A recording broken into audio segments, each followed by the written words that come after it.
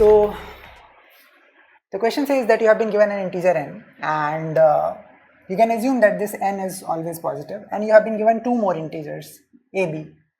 You can assume that a and b, both of them are also always positive. Now what you have to do here is you have to tell me the count of numbers between 1 to n. How many numbers are there in between 1 to n such that it is, by it I mean that number is divisible by at least a or b. How many numbers are there in between 1 to n such that that particular number is at least divisible by a or b. It can be divisible by both also, which is very good, but it should at least be divisible by one of them. So I can take an example. So let's say if n is 10 and a is 2 and b is 3. Can you tell me how many numbers are there in between 1 to 10 which are at least divisible by a or divisible by b? Okay, let us examine those one by one. So if I examine those one by one, how about this one? Does this one follow in this category? No. How about 2? Yes, because 2 is divisible by 2. How about 4? Sorry, how about 3? Yes, because 3 is divisible by this 3. 4? Yes, because 4 is divisible by this 2. Can 5 be there? No, 5 is not divisible by any of them. Can 6 be there? Yes, it is divisible by both. Can 7 be there? No. Can 8 be there? Yes. Can 9 be there? Yes. Can 10 be there? Yes. So 7. So in this case my output should be 7. Yeah. So tell me what would be the approach to solve this.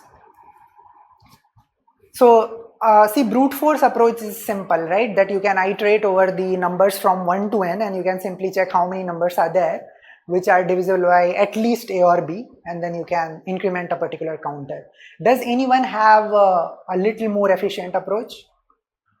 There is no need of sieve or something like that over here. Inclusion-exclusion makes a lot of sense to me. Yeah, everyone, please look at the expression which is written by Nag Sitaram, which says n by a plus n by b minus n upon a into b. How many of you feel that expression is correct? And this expression will always give me right answer. Anyone who disagrees with this expression? You will very naturally disagree with it. I mean, I don't have to force you to disagree. If you take some examples on your own. So I'll tell you why you are saying that the answer will be whatever you said. You said that the answer will be n by a plus n by b minus n by a into b. In this case it works because n by a is 10 by 2 plus n by b is 10 by 3 minus 10 by 2 into 3 is 6. 10 by 2 is 5, 10 by 3, I am taking just the integer part, is 3, this is 1. So in this case it worked, and it worked well, everything was fine. But the question is, will this always work? Yeah, so when will it not work? Let us take a as 4 and b as 6 and n as 20. First of all, tell me what will be the answer for this case. Let us start from 1 and let us go on till 20.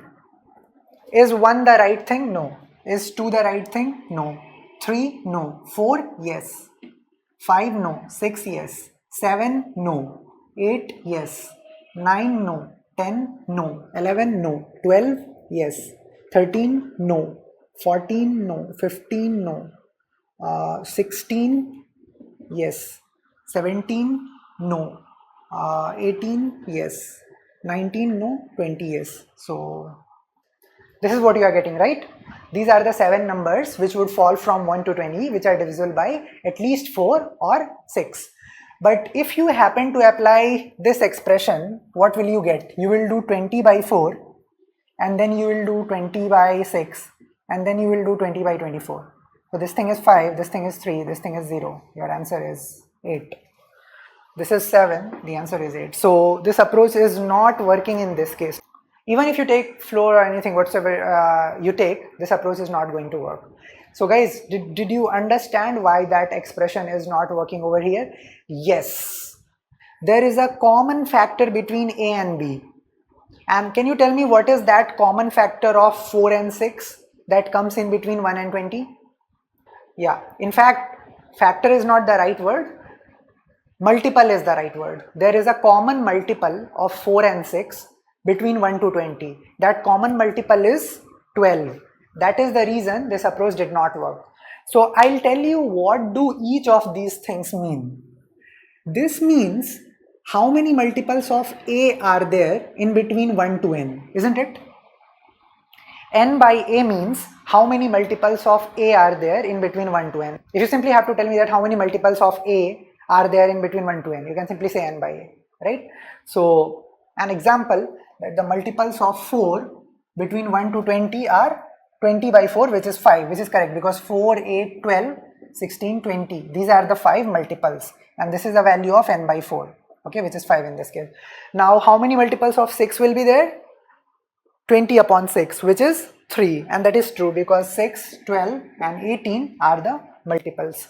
So you said that you add these and these and now you need to subtract something. What is it that you need to subtract? You need to subtract those things that have come here also and that have come here also. Okay, let's say you were to write some other numbers also. Let's say after this came 24 and 24, then you need to get rid of this also. So I have to add this quantity which is n by a to this quantity which is n by b, and then I have to eliminate these. How do I eliminate these?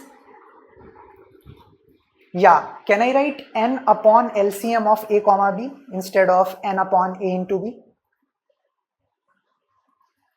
That will do the trick, right? Because if you take a look over here, what was the first number which was common? Can I say the first number that was common was nothing but the LCM of a comma b? That is quite natural. That is what the definition is of LCM, right? Lowest common multiple, right? So the first common element will be the LCM of a comma b, right? And all the other numbers to follow, all the other common multiples to follow will simply be the multiple of this lowest common multiple. Okay, so I just have to find that in between 1 to n, how many multiples of this LCM are there. So if I just figure out the LCM and then apply this expression, then my job is done. See, another way to look at this approach is as somebody spoke something like inclusion-exclusion is something like this. Let's say this circle includes the set of numbers that are divisible by a, set of numbers without duplication. Let's say this circle includes the set of numbers that are divisible by b. Now this portion came twice. So this portion contains the number which are divisible by a also and which are divisible by b also. So since this came twice, I need to get rid of it once. So this big circle is n by a, this circle is n by b, and this small little thing which came twice is basically denoted by this. Cool. So let me extend this question a bit further now. Now let's say you are given 3 numbers. Okay, A, B and C. Now you have to tell me that how many numbers are there in between 1 to n which are at least divisible by A or B or C. It's very easy because I can say, let's say this is the set of numbers which are divisible by A. This is the set of numbers which are divisible by B, and this is the set of numbers which are divisible by C. So what will happen? Tell me how many times this portion has come? This portion that you see, how many times has it come? It has come 3 times, right? And if you talk about a portion like this, how many times this portion has come? Can I say this portion has come 2 times? Similarly, if you take a look at this portion, it has also come 2 times, and this portion has also come 2 times. Can I say that this portion is basically containing the numbers that are divisible by both A and B? The numbers that are divisible by both A and B. What will their quantity be? Can I say that their quantity will be n upon LCM of A comma B? Similarly, what will this be?